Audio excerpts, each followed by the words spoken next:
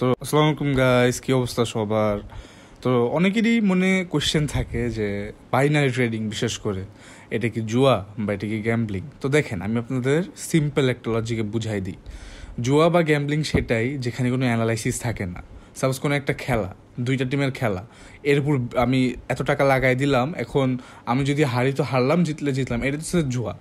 আর binary trading হইতেছে আপনার market analysis করতে হবে, মার্কেট বুঝতে হবে, আপনার স্ট্র্যাটেজিস খাটাইতে হবে, দেন সব কিছু বুঝে আপনার ট্রেড নিতে হবে। অ্যান্ড আপনার যদি ট্রেডটা উইন হয় সব কিছু বুঝে, তাইলে তো অবশ্যই আপনার প্রফিট। আর যদি অ্যানালাইসিস করে লস হয় তাহলে লস। এটা একটা ইসলামিক সিস্টেম।